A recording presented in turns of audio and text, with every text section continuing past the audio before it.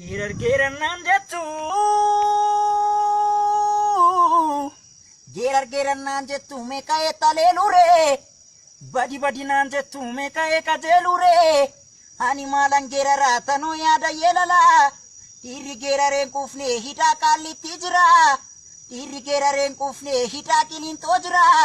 dhiirri gerareen quufne hidhaa karchallee jira karchallee amboo jira Hano malangerara tano yada yelala ya jolle banne raka gurra bagane raka oromo mama ngonire mama gochudi dere yalle hamma dandenyu kana chala mal gonu tinnas gabbarre guddas gabbarre akka wajin bubullu obsuwanu majiru Obsuwanu majiru obsine gasoda fakate kaeni siti chapsa nando wina nanaka kagate lamuna nyare biyeti si dabala hiya jolle biya koti undum tunado koti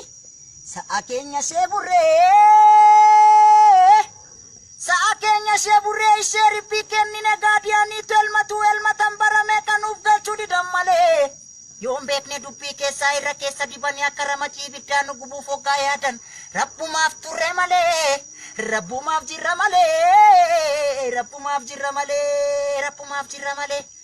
harargeen mancaa karraan tuulamni fadda leenjisee roorroon daangaa dabarraan qeerroon falma murteesse harargeen mancaa karraan tuulamni fadda leenjisee roorroon daangaa dabarraan qeerroon falma murteesse Addagensa fumbetu yakero Addagensa fumbetu adaratana male falmatu si yakero abdin sabayomile falmatu si yakero abdin sabayomile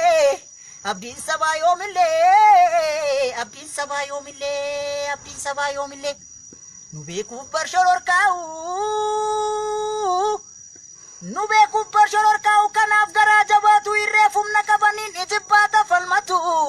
numiti fadda kenya himbeku bareechani gafa garen adwa gafa makalesani numiti fadda kenya himbeku bareechani gafa garen adwa gafa makalesani numiti fadda kenya himbeku bareechani gafa garen adwa gafa makalesani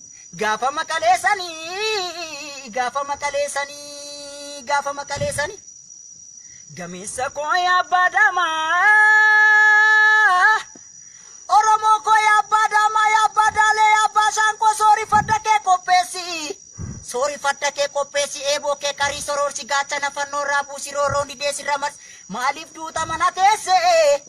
ala ega hinab joti ni abjuntane ka fatu fatake loli arat kilo situane Kafatu fadda keloli arat kilo situane Kafatu fadda keloli arat kilo situane Kafatu macha keloli arat kilo situane Arat kilo situane Masanga mala fambatu talba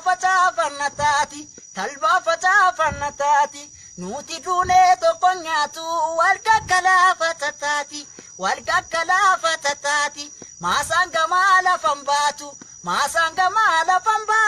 talba fata fanatati Hachendue to konyatu walgakala fatatati